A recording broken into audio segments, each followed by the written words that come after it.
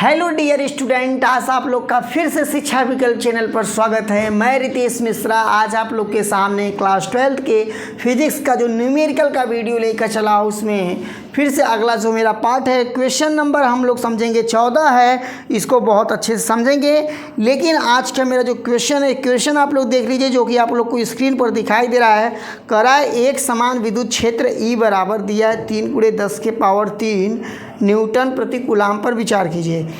इसमें कह रहा है कि इस क्षेत्र का 10 सेंटीमीटर भुजा के वर्ग के उस पार्श्व से जिसका तल YZ तल के समांतर है गुजरने वाला फ्लक्स क्या है।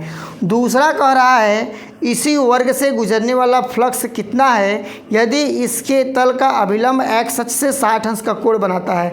तो सबसे पहले मैं इसमें वैल्यू लिख देता हूँ। वैल्यू इसमें जैसे E का वैल्यू आप लोग देखेंगे, E का वैल्यू दिया है आप लोग के सामने 3 × 10⁻³ न्यूटन प्रति कूलाम का दिया गया है। ठीक है।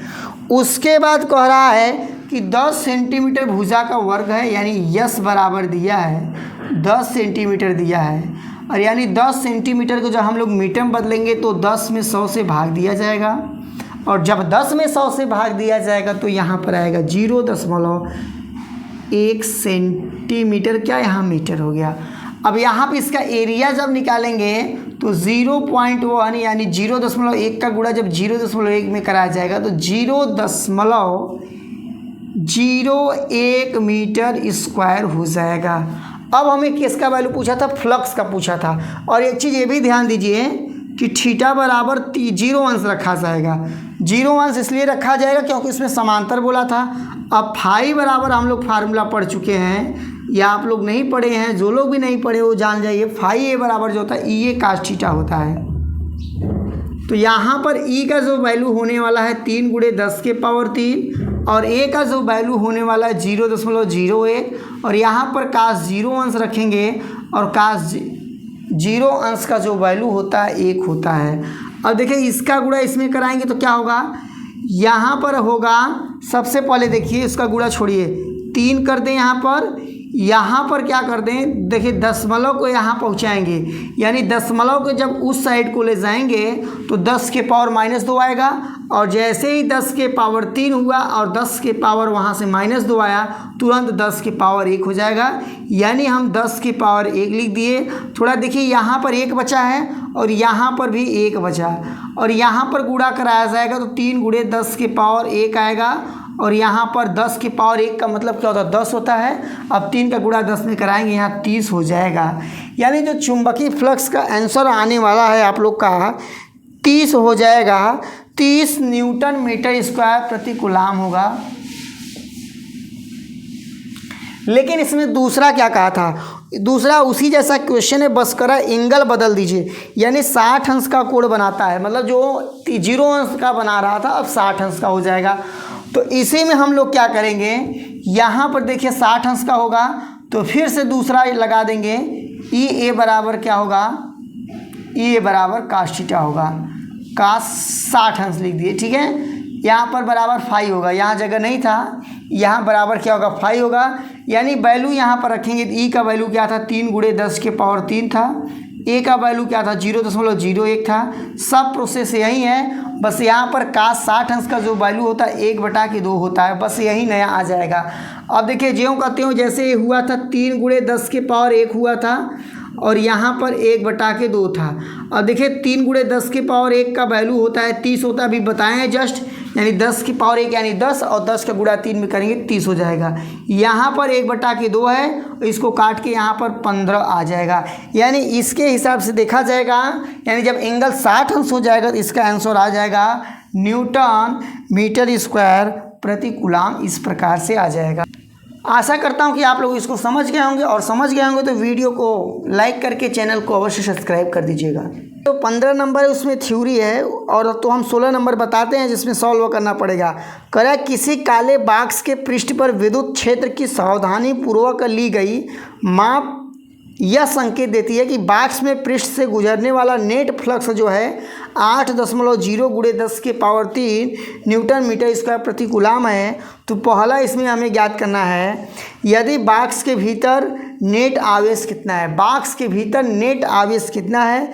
दूसरा जो आपका होगा, यदि बॉक्स के पृष्ठ से नेट मुखी फ्लक्स शून्य है तो क्या आप यह निष्कर्ष निकालेंगे कि बॉक्स के भीतर कोई आवेश नहीं है, क्यों अथवा क्यों नहीं है।